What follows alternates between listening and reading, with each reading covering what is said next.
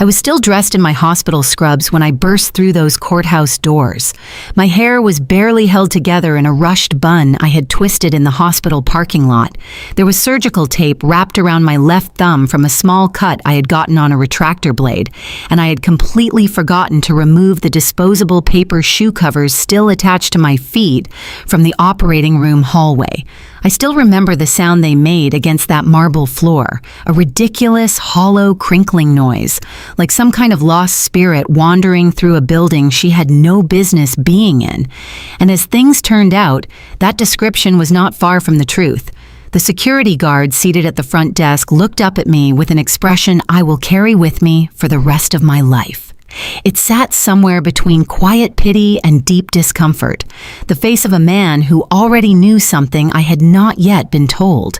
I asked him which courtroom Judge Harmon was using. He pointed down the corridor without speaking a single word, just lifted his hand and pointed, and something in the slowness of that gesture, the reluctance behind it, sent a wave of dread through my stomach before I had even taken one step in that direction.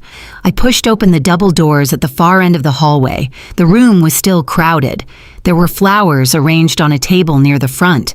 My mother was standing against the back wall with her palm pressed over her mouth. My Aunt Patricia was pressing a tissue against her eyes. And there, positioned at the front of that room, standing beside the man I had fully intended to spend my entire life with, was my closest friend in the world, Chelsea. She was wearing a white dress. She was holding a small bouquet of peonies, the exact flowers I had told her I wanted for my own wedding bouquet. The judge was already closing his folder. The marriage certificate had already been signed. That was the moment his mother, Karen, walked directly toward me, looked straight into my eyes, and smiled. Not a gentle smile, not a sympathetic one, a smile that carried the weight of years of waiting for precisely this moment. "You are too late, sweetheart," she said. "Leave." I turned toward the exit. My legs carried me without any conscious instruction. The room felt like it was rotating around me. And then, just as I was about to walk through the door, I saw someone standing in the entrance who stopped me completely in my tracks. But for you to understand what I saw and why it reshaped everything that followed, you need to travel back with me. Back to before any of this unraveled. Back to when my life still made sense. My name is Dr. Hailey Mercer. I am a pediatric surgeon at Riverside Children's Hospital in Columbus, Ohio. I was raised in a mid-sized suburb roughly 40 minutes outside the city, the kind of community where your parents knew everyone on the block and everyone on the block felt entitled to know your business. I was never the girl who commanded attention in a room. I was the one in the library during lunch. The one who felt genuine distress over receiving a B+ on a chemistry exam. The one who decided at the age of 12 that she was going to become a doctor after watching a documentary about open-heart surgery performed on a 9-year-old boy. Something about that image, a surgeon's hands cradling a living, beating heart, keeping it functioning through sheer skill and precision, never left my mind. I earned admission to Ohio State on a full academic scholarship. 7 years of medical school and residency followed, along with a mountain of student debt I was still steadily paying down, and a fellowship in pediatric surgery that tested every limit I possessed, and then quietly rebuilt me from the inside. By the time I was 31 years old, I had my own cases, real cases. Children who arrived on gurneys and walked out through the front doors because of choices I made in that operating room. I am not sharing that to seek admiration. I am sharing it because that work was the foundation of everything I understood about myself. It was also, if I am being completely truthful, the reason I had accumulated more failed relationships than I cared to count. I met Brandon Cole at a charity fundraiser for the hospital foundation 3 years prior to all of this. He was tall, composed, and carried a kind of effortless self-assurance that I found genuinely attractive. He worked in commercial real estate. Nothing flashy, nothing performed, just steady and grounded.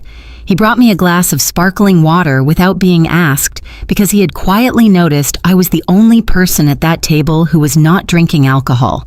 That was the moment. That single, unremarkable gesture was when I thought, this one is different. We dated for 8 months before he suggested I move in with him. We divided everything equally, rent on his 2-bedroom place in the short north, groceries, utilities. That balance mattered to me deeply. I had been with men before who grew uncomfortable around my income, who made cutting remarks when I covered dinner or mentioned my retirement contributions. Brandon never behaved that way. He seemed genuinely proud of what I had accomplished. He would introduce me at social gatherings as his girlfriend, the surgeon, with a warmth in his voice that never felt performed. His mother, Karen, was an entirely different situation from the very beginning. Karen Cole was 62 years old and had spent 30 of those years concluding that no woman alive would ever be adequate for her only son.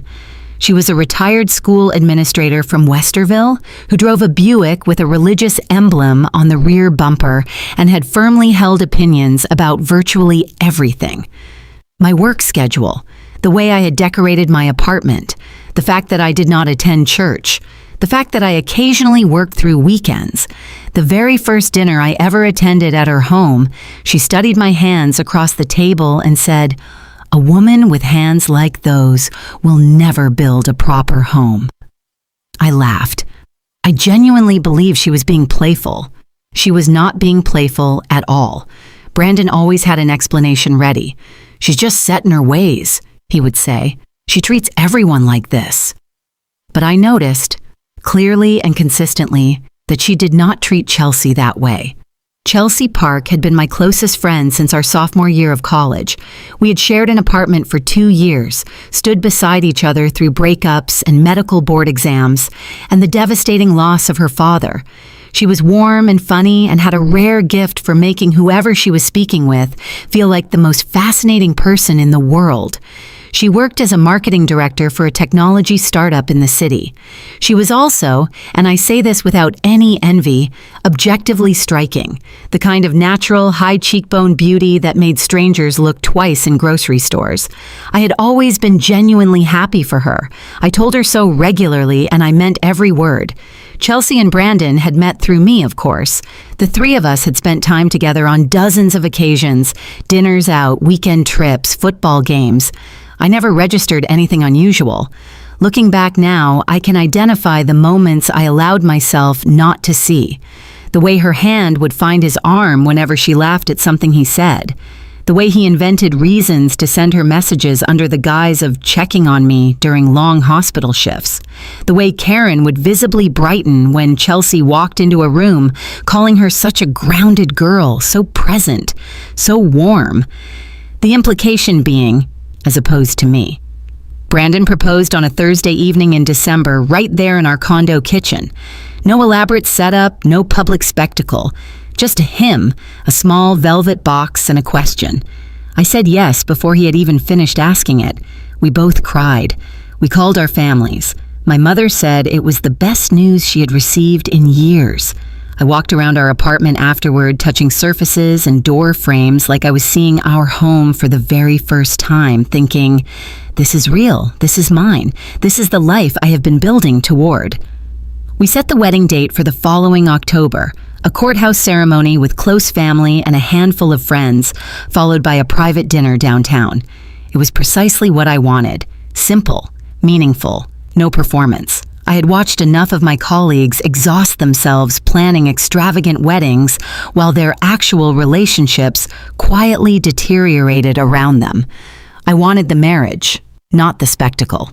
Chelsea was my maid of honor. She helped me choose my dress, a clean ivory A-line I purchased for $340 from a bridal shop in Dublin. She sat beside me through every alteration appointment. She organized a small bachelorette dinner at a wine bar in the short north. She listened to me talk through venue logistics and guest list complications for months without complaint. She was present. She was perfect. She was, I believed without any reservation, my person. I should have understood that a woman who knows exactly how to fill the spaces you leave behind is also a woman who will fill them the moment you turn away. The week before my wedding, I was assigned a case I very nearly handed to one of my colleagues. A 6-year-old girl named Marisol had been brought into the hospital by parents who believed she had a stomach virus. It was not a stomach virus. It was a ruptured appendix with early-stage peritonitis. If we waited another 12 hours, we were facing sepsis. I reviewed her scans at 11 o'clock that night and felt that familiar cold clarity settle over me like a second skin. This child needed surgery. She needed it soon. I scheduled her procedure for early on the morning of my wedding day. I called Brandon and told him. There was a pause on his end of the line before he said, "All right, just make sure you are finished by noon." The ceremony was at 2 in the afternoon. I had a 2-hour window. It was completely manageable.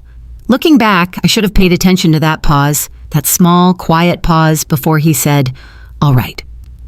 On the morning of October 14th, I was inside the operating room by 6:45. The surgery proceeded without issue for the first 2 hours. Then Marisol's blood pressure dropped. Then we discovered a secondary perforation that had not appeared on any of the imaging scans. Then the attending anesthesiologist flagged a complication that required us to halt the procedure, stabilize her, and begin again. By the time I finished closing, the clock on the OR wall read 12:40 in the afternoon. I pulled off my gloves and felt my heartbeat hammer against the inside of my chest. I called Brandon from the scrub room. 4 rings. Voicemail. I called again. Voicemail again. I sent a text message. Surgery ran long. Emergency situation. I am leaving the hospital right now. Please wait for me. I love you. I will be there. I grabbed my bag from my locker, still wearing my scrubs, still wearing the paper shoe covers, and I ran. The drive to the courthouse took 45 minutes through midday traffic. I parked in a restricted zone and left my hazard lights blinking. I ran through those double doors at 1:58 in the afternoon, 2 minutes before the scheduled start of the ceremony. Except the ceremony was not about to start, because as my mother would tell me, trembling in that corridor, Brandon had moved the start time forward by 30 minutes. At Karen's suggestion, she explained through a breaking voice, because the judge had a scheduling conflict. Karen had communicated this to everyone in attendance. The ceremony had started at 1:30. It had concluded at 1:47, and Chelsea had been standing at that altar for every minute of it. I stood in the middle of that courthouse hallway beneath humming fluorescent lights, with the sound of murmured voices around me, and someone, in some corner of that room, actually laughing softly. Karen was moving toward me with that smile, and I turned toward the exit because I could not draw a full breath, could not organize a single coherent thought, could not begin to process the fact that the 2 people I had trusted above all others had chosen the same morning I saved a child's life to end mine. That was the moment I saw him standing in the doorway. He was wearing a suit I had never seen before. He was holding a thick manila envelope, and the expression on his face was not confusion, not awkwardness, not the guilty flinch of someone who had wandered into the wrong place at the wrong time. He was looking directly at me with the calm, deliberate focus of a man who had been waiting for exactly this moment. His name was Detective Ray Okafor. I had never encountered him before in my life. He stepped through the doorway with the measured composure that belongs to people who have spent careers walking into rooms nobody else wanted to enter. Late 40s, broad across the shoulders, reading glasses folded in his breast pocket, a blue tie that had clearly survived better days. The manila envelope in his hand was heavy in the way that means someone put in serious work before showing up. "Dr. Hailey Mercer?" he said. I blinked. My mouth had gone completely dry. Behind me, Karen was still speaking, but her voice had faded to something distant and muffled, like noise from another room. "Yes," I managed. "That is me. I am Detective Ray Okafor with the Franklin County Financial Crimes Unit," he said. "I have been attempting to reach you for 3 days. I left 2 voicemails at Riverside Children's Hospital." He glanced past me toward the room I had just walked out of. His expression did not shift, but something moved quietly behind his eyes. "I need you to step outside with me for a few minutes."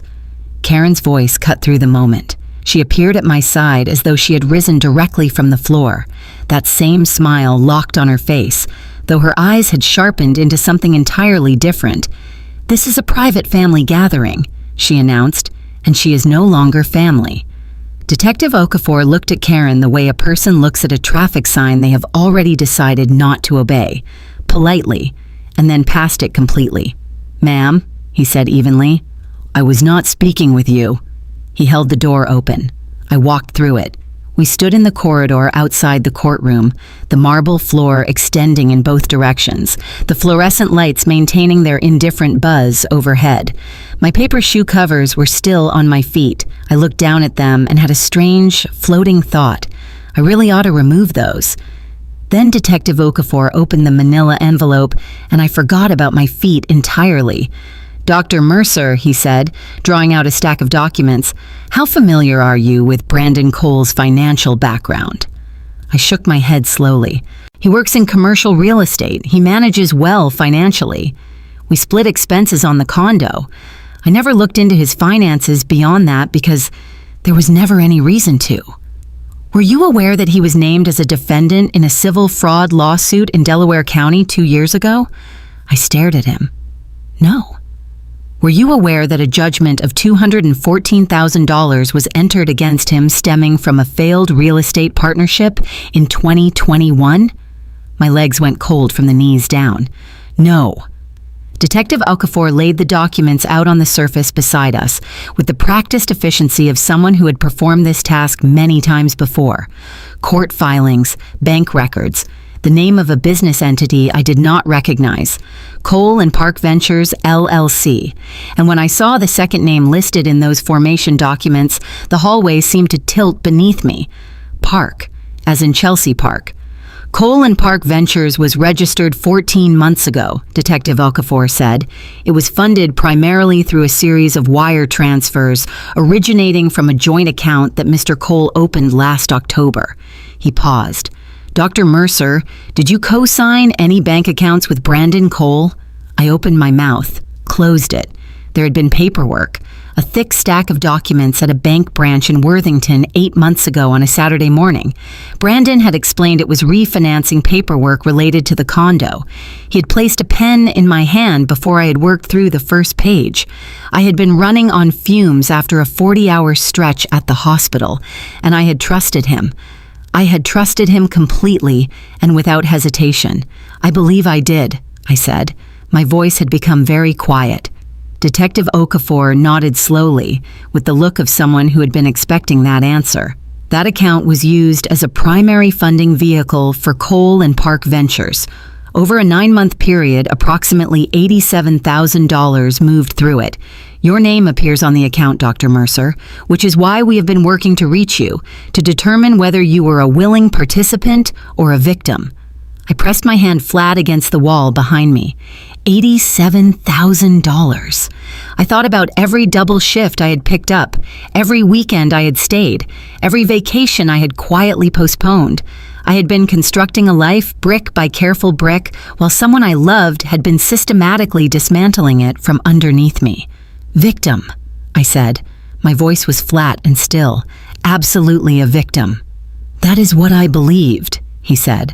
"I will need your formal statement, but first, and I recognize the circumstances here are extraordinarily difficult, I need you to understand that Mr. Cole and Ms. Park were scheduled to be served with civil subpoenas at this location today. That is the reason I am here. I've been coordinating with courthouse staff to execute service." I looked back at those double doors. Brandon was in that room, Chelsea was in that room, Karen was in that room, still wearing her smile like a trophy, and all three of them were about to receive something they had not planned for. I straightened my posture.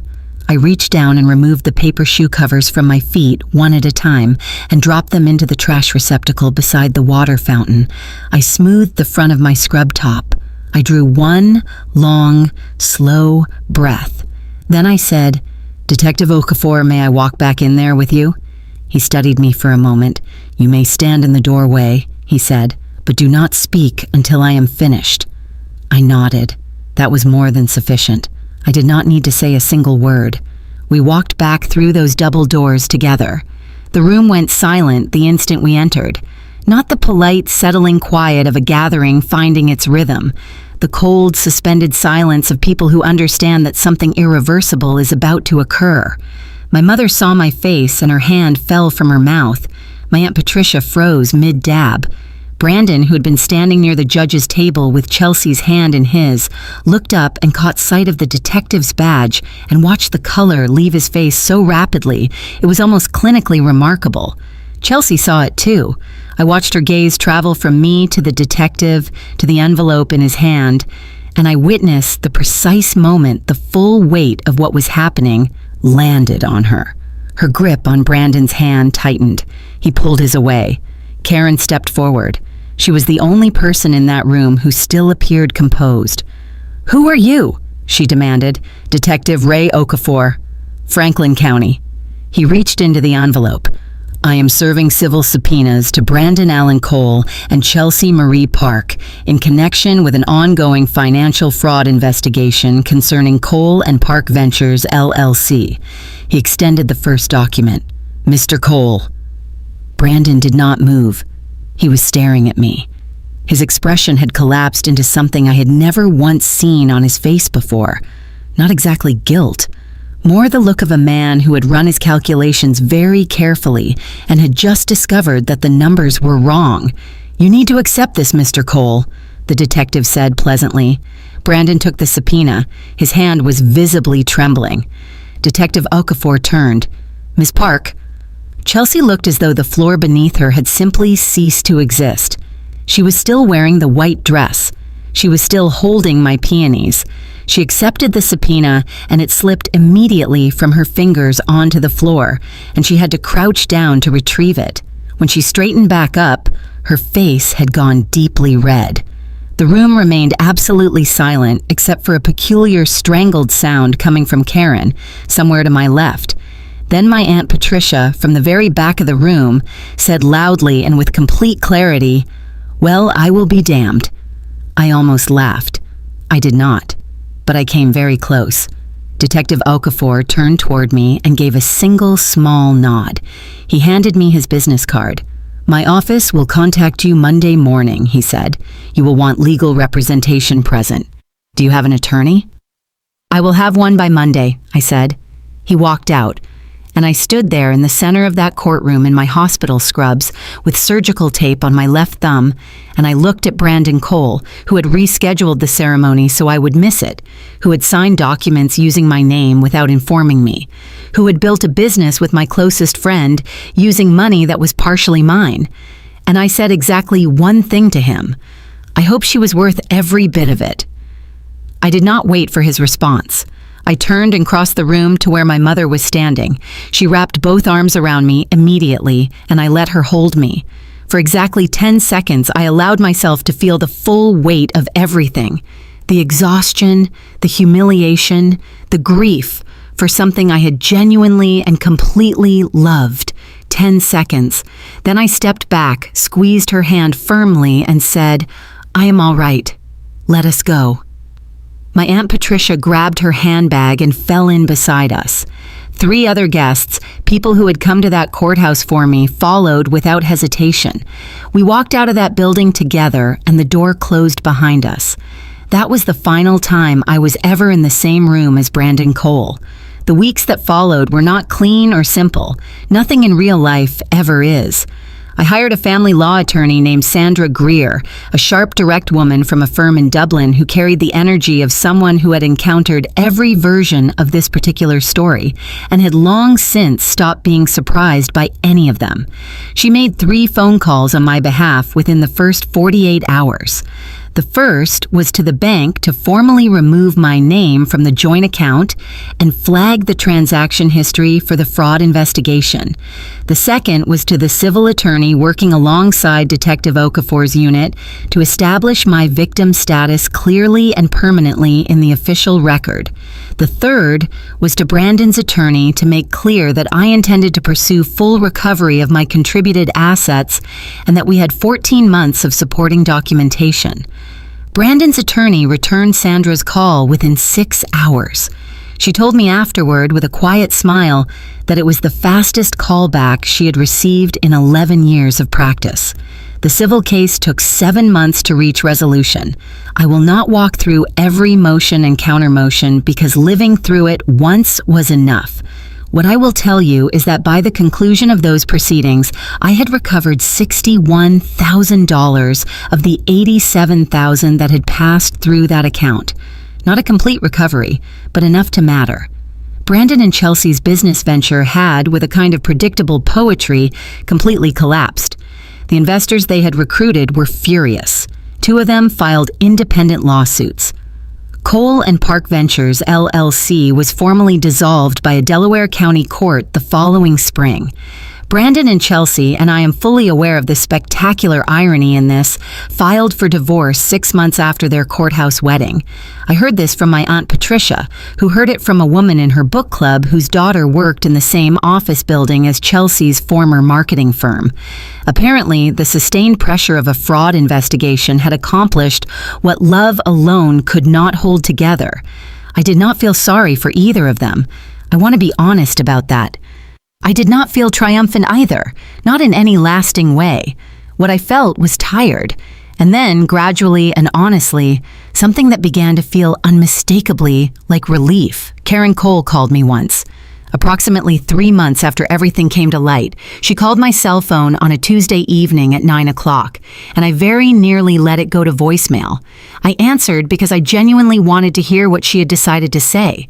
She told me she had not known about the money. She wanted me to be aware of that. I was quiet for a moment, then I said, "Karen, with respect, I do not believe that is actually what you owe me an apology for." She was silent for a very long time. Then she ended the call. I set my phone face down on the kitchen counter and made myself a cup of tea and sat watching the steam rise and thought about all the things I could have said to her across all those years and had chosen not to. I decided the silence had always been the right answer. Marisol was discharged from the hospital 11 days after her surgery. I was standing in that hallway when her parents wheeled her out.